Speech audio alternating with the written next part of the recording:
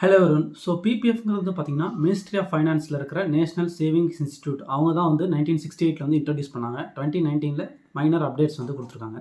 So இது பிபிஎஃப்ங்கிறதுல first இதுதான் வந்து ஹிஸ்ட்ரி. இது எதுக்காக முதல்ல கிரியேட் பண்ணாங்கன்னா, மக்கள் வந்து கொஞ்சமாவது பைசா வந்து சேர்த்து வச்சுக்கணும் அவங்களுக்கு சோசியல் செக்யூரிட்டிக்குங்கிறதுக்காக கொண்டு வந்த ஒரு வெல்ஃபேர் ஸ்கீம். இன்ட்ரெஸ்ட் ரேட் வந்து பார்த்தீங்கன்னா 12% வந்து ஸ்டார்ட் பண்ண 1986லேருந்து 2000 வரைக்கும் கொடுத்தாங்க. அதுலேருந்து இன்ட்ரெஸ்ட் குறைஞ்சிக்கிட்டே வந்துச்சு. இது வந்து என்ன பண்ணுவாங்கன்னா, ஒவ்வொரு குவார்ட்டருக்கும் வந்து உங்களுக்கு ரிவைஸ் பண்ணிகிட்டே இருப்பாங்க இன்ட்ரெஸ்ட் ரேட்டுங்கிறத. ஸோ பிபிஎஃப் இன்ட்ரெஸ்ட் பொறுத்த வரைக்கும் பார்த்தீங்கன்னா எல்லாமே காம்பவுண்ட் இன்ட்ரெஸ்ட்னு சொல்லுவாங்க. ஸோ நீங்கள் போடுற பைசாக்கு வட்டிக்கும் வட்டி சேரும். ஸோ அதனால ஒரு 15 இயர்ஸ் பீரியட் வந்து நீங்கள் போடுறப்போ உங்களுக்கு நல்ல வருமானம் கிடைக்கிறதுக்கு வாய்ப்பு இருக்குது.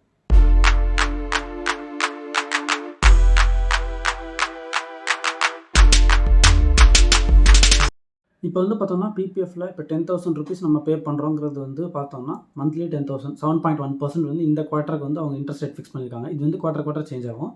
ஸோ இதில் வந்து டியூரேஷன் வந்து 15 இயர்ஸ் தான் வந்து இனிஷியலாக. ஸோ நம்ம வந்து 10,000 ருபீஸ் வந்து ரெகுலராக போடுறோன்னா 32 lakhs. ஸோ இதுவே வந்து நம்மளால் 10,000லாம் முடியாதுன்னா நீங்கள் அதனால ஒன்றும் பிரச்சனை இல்லை. 500 ருபீஸ் கூட நீங்கள் ஸ்டார்ட் பண்ணுங்கள். 500 ருபீஸ்னால் வந்து 1.62 lakhs வந்து உங்களுக்கு சேருது. அதுவே கொஞ்சம் ஒரு வருஷம் கழிச்சு உங்களுக்கு பைசா சேருதுன்னா நீங்கள் வந்து 1000 ருபீஸாக கூட எக்ஸ்டெண்ட் பண்ணிக்கலாம். அது உங்கள் விருப்பம் தான். நம்ம எவ்வளோ சேர்க்க முடியுமோ அட்லீஸ்ட் இனிஷியலாக ஸ்டார்ட் பண்ணிட்டோம்னா அதுக்கப்புறம் சம்பளம் கூட நம்ம வந்து நம்மளோட கான்ட்ரிபியூஷன்ஸையும் இன்க்ரீஸ் பண்ணிகிட்டே போகலாம்.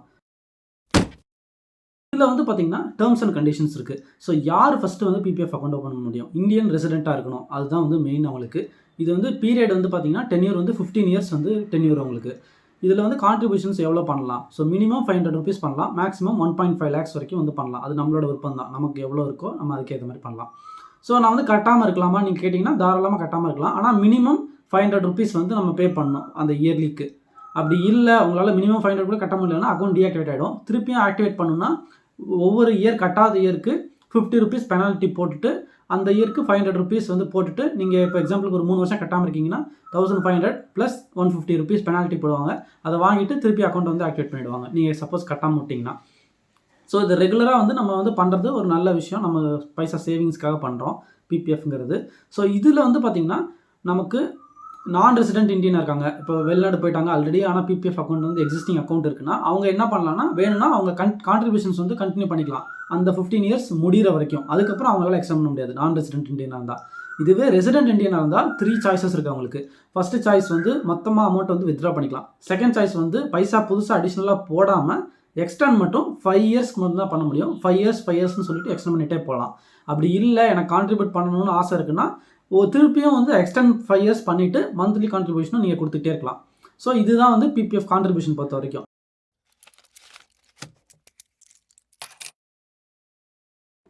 நீங்கள் சப்போஸ் வந்து இதுலேருந்து லோன் எடுக்கணும்னு நினைக்கிறீங்கன்னு வச்சுக்கோங்களேன், அதுவும் உங்களால் பண்ண முடியும். 3rd ஃபைனான்ஷியல் இயர் நீங்கள் ஸ்டார்ட் பண்ணதுலேருந்து 3 வருஷம் கழிச்சு 6th ஃபைனான்ஷியல் இயர்க்குள்ளே நீங்கள் லோன் வேணும்னா எடுத்துக்கலாம். பட் வந்து நீங்கள் லோன் எடுக்கிற டயத்துக்கு உங்களுக்கு வட்டி போட மாட்டாங்க. இப்போ 6% 7% உங்களுக்கு கொடுக்குறாங்கன்னு வச்சுக்கோங்களேன், 1% அடிஷ்னலாக நீங்கள் வந்து இன்ட்ரெஸ்ட் வந்து ரீபே பண்ணுற மாதிரி இருக்கும் லோன் எடுத்திங்கன்னா. பட் இந்த ஸ்கீம் பொறுத்த வரைக்கும் லோன் எடுக்காதீங்க. முடிஞ்ச வரைக்கும் பைசா சேர்க்கறதுக்காக மட்டும் பிபிஎஃப் வந்து யூஸ் பண்ணுங்கள்.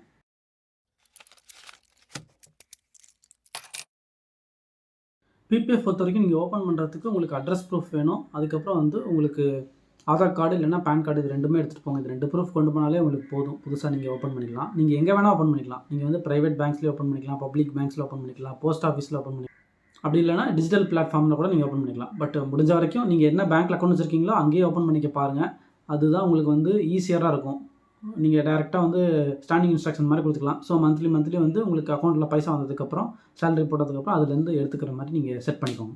ஸோ இதில் வந்து பார்த்திங்கன்னா டேக்ஸ் எக்ஸம்ஷன்ஸ் இருக்குது, டேக்ஸ் பெனிஃபிட்ஸ் இருக்குது. ஸோ ஃபஸ்ட்டு இது என்னென்னு பார்க்கலாம். ஸோ டேக்ஸ் கான்ட்ரிபியூஷன்ஸ்னு வர்றப்போ இந்த பிபிஎஃப் பொறுத்த வரைக்கும் எக்ஸம்ட்னு சொல்லுவாங்க. EEன்னு சொல்லுவாங்க.